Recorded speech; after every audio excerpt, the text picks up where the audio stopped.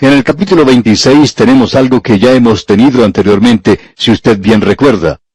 Creemos que fue en el capítulo 7 donde se le dijo al profeta que se pusiera al frente de la puerta del templo. Ahora ha tenido lugar un cambio aquí en el capítulo 26. A él se le dice, ponte en el atrio de la casa de Jehová. Y este es un mensaje que él ya ha presentado en la época de Joaquín. Se repite ahora cuando Sedequías es rey. Y estos mensajes aquí están relacionados al reino de Sedequías.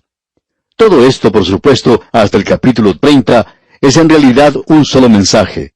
Es la palabra final de Dios a esta gente antes de la cautividad. El profeta tiene que pararse allí mientras esta gente está entrando al templo. Pensamos que muchos de nosotros podríamos haber visto esta muestra externa de adoración y prosperidad que tenía lugar en esa tierra en esa época. Nadie parecía estar quejándose. Parecería como si Dios estuviera actuando de una forma petulante con esta gente.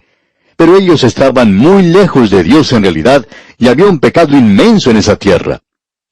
Ahora el profeta tiene que clamar contra esto y decirle a esta gente lo que leemos aquí en el versículo 3 del capítulo 26. Escuche usted. Quizá oigan y se vuelvan cada uno de su mal camino, y me arrepentiré yo del mal que pienso hacerles por la maldad de sus obras. Y cuando Dios se arrepiente no quiere decir que Él ha cambiado su forma de pensar.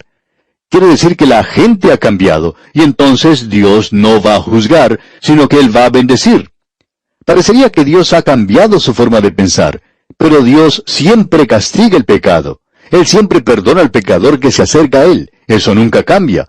Pero cuando un pecador que está bajo el juicio de Dios se vuelve a Dios, y es bendecido y es salvo, entonces parecería como que Dios ha cambiado su forma de pensar. Pero en realidad es el pecador quien ha hecho eso. Dios está diciendo que si uno hace eso, entonces Él no le destruirá, Él no le castigará. Y leemos entonces los versículos 4 al 6 de este capítulo 26 de Jeremías. Les dirás pues, así ha dicho Jehová, si no me oyereis para andar en mi ley, la cual puse ante vosotros, para atender a las palabras de mis siervos los profetas, que yo os envío desde temprano y sin cesar, a los cuales no habéis oído, yo pondré esta casa como silo, y esta ciudad la pondré por maldición a todas las naciones de la tierra. Y Jerusalén ha sido una carga, una maldición para este mundo. Lo es en el día de hoy. Las naciones en el día de hoy se tratan de apoderar de Jerusalén, y parecería que ahora Israel tiene esa ciudad. Dios está diciendo aquí que Él hará de esta ciudad una carga, una maldición para todas las naciones. Y por cierto que Él ha hecho eso. Jerusalén tendría que haber sido una bendición para el mundo, pero ha llegado a ser lo opuesto. Y cuando Jeremías dio esta profecía, leemos lo que ocurrió aquí en el versículo 8. Y cuando terminó de hablar Jeremías todo lo que Jehová le había mandado que hablase a todo el pueblo, los sacerdotes y los profetas y todo el pueblo le echaron mano diciendo, de cierto morirás. Como usted ve, las cosas se están poniendo cada vez peor. Ellos no solo han resistido el mensaje de Dios por medio de Jeremías, sino que ahora van a matar al profeta. Quieren librarse de él. Y uno puede apreciar que aquí está ocurriendo algo.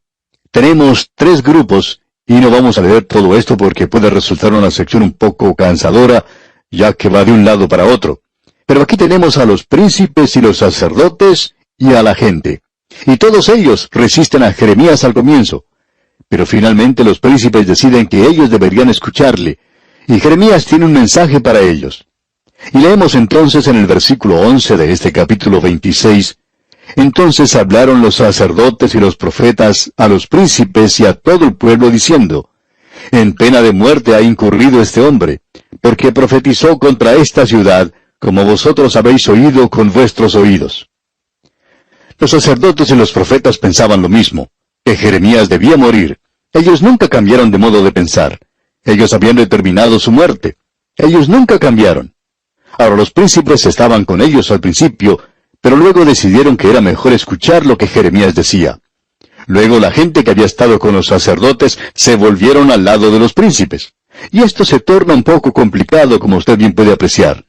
Notemos lo que dicen los versículos 12 y 13 de este capítulo 26. Y habló Jeremías a todos los príncipes y a todo el pueblo diciendo, Jehová me envió a profetizar contra esta casa y contra esta ciudad todas las palabras que habéis oído. Mejorad ahora vuestros caminos y vuestras obras, y oíd la voz de Jehová vuestro Dios, y se arrepentirá Jehová del mal que ha hablado contra vosotros. Y ahora les dice claramente lo que ellos habían hecho. Leamos los versículos 15 y 16. Mas sabed de cierto que si me matáis, sangre inocente echaréis sobre vosotros, y sobre esta ciudad, y sobre sus moradores. Porque en verdad Jehová me envió a vosotros, para que dijese todas estas palabras en vuestros oídos.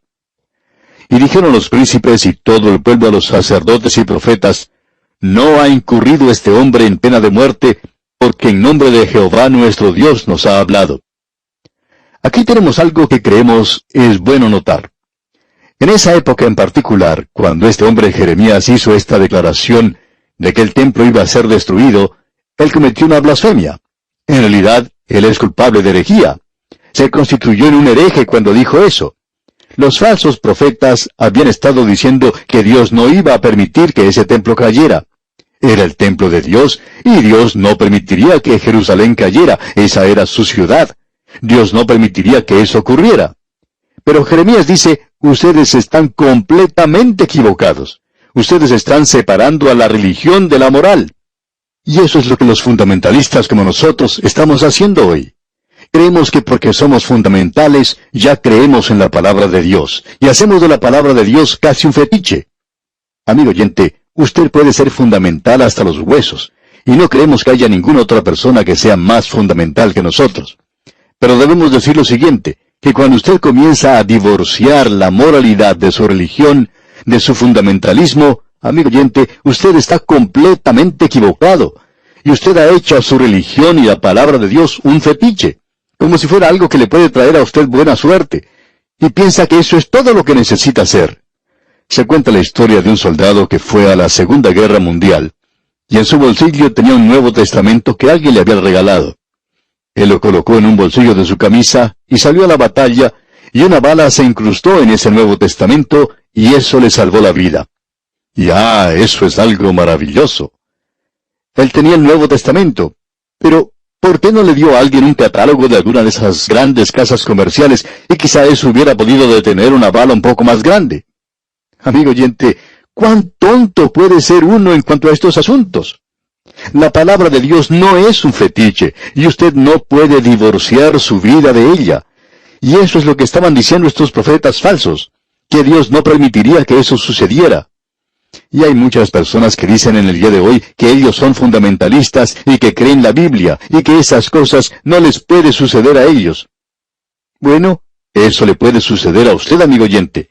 Cuando usted y yo nos apartamos de Dios, Dios nos va a juzgar. Y sería bueno para nosotros que creyéramos en su palabra. ¿Cuán importante es esto? Y es interesante ver que estos profetas no cambiaron su forma de pensar. Estos profetas falsos ni tampoco cambiaron su forma de pensar los sacerdotes. Pero los príncipes sí lo hicieron.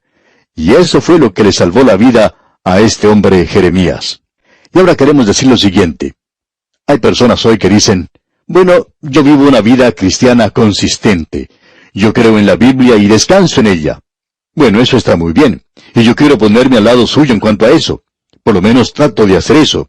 Pero debemos decir aquí que usted debe recordar que eran los sacerdotes los que querían dar muerte a este hombre Jeremías. Los príncipes estaban dispuestos a escucharle. Nos hemos dado cuenta que cuando una autoridad espiritual llega a corromperse, a degradarse, es mucho peor que cuando sucede lo mismo en la política. Cuando la autoridad civil es corrupta, eso es malo. Pero cuando la autoridad religiosa llega a ser corrupta, eso es mucho peor. Y hay veces en que nuestra consistencia o conformidad puede llegar a ser otra forma de expresar nuestro fanatismo, amigo oyente, y eso llegará a significar nuestro juicio. Necesitamos reconocer eso. Hay otra cosa que es interesante notar. ¿Quiénes fueron los que hicieron morir a Jesucristo en la cruz? En realidad, no fue el pueblo el que lo hizo. Fueron los sacerdotes los que lo hicieron. Fueron los líderes religiosos de aquel día los que lo hicieron. Y esto era lo mismo en los días de Jeremías. ¿Qué pasó? Digamos que esto nos revela algo más en cuanto a la gente aquí, que es una equivocación.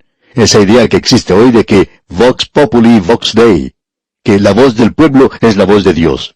Hay muchas personas que creen eso hoy. Amigo oyente, No me vaya a decir que esas multitudes que pueden cambiar de un momento a otro y que en el día de hoy siguen a un artista de la televisión, y si ese hombre tiene cierta personalidad puede ser electo a ocupar un cargo en el gobierno, y que esa persona puede ser la persona más insensata en el mundo y la más corrupta de todas. Ahora, que la voz de esa multitud es la voz de Dios. Eso es lo peor que pueda suceder en este mundo. Y le damos gracias a Dios que Él no va a permitir que este mundo vote a favor de Jesucristo, porque si así fuera, Él nunca llegaría a ser electo. Dios le va a enviar a Él a este mundo algún día para apagar la rebelión. Y aquí Él está diciendo a su pueblo, mejorad ahora vuestros caminos y vuestras obras.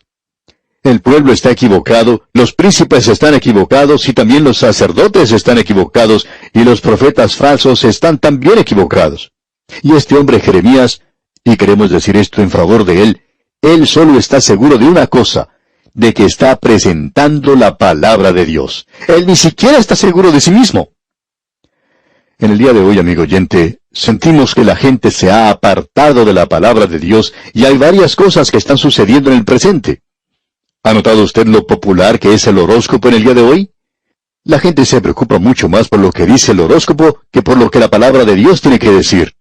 Hay muchas personas hoy que opinan que ellos son la autoridad final y total y que lo saben todo.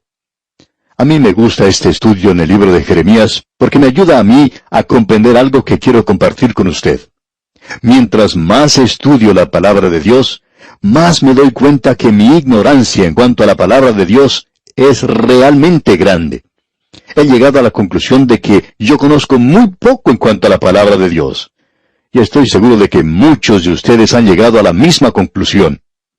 Algunas de las cartas que recibimos nos indican eso.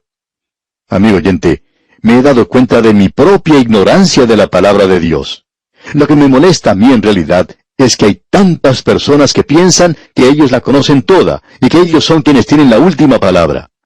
De Sócrates se cuenta que él hizo la siguiente declaración: yo soy el hombre más sabio en Atenas. Y la gente le dijo, ¿por qué dices que eres el hombre más sabio en Atenas? Bueno, yo sé que nada sé. El resto de la gente no sabe que no sabe nada, y cree que lo saben todo. Amigo oyente, lo que nosotros podemos decir es que sabemos que somos ignorantes de la palabra de Dios. Y me gustaría también que esta gente que nos quiere dar un complejo de inferioridad, me gustaría que ellos también reconocieran que son ignorantes de la palabra de Dios. Alguien ha dicho lo siguiente: el que no sabe y no sabe que no sabe es un insensato. Permítame repetir esto: el que no sabe y no sabe que no sabe es un insensato. Apártate de él. Y después sigue: el que no sabe y sabe que no sabe es humilde. Enséñale.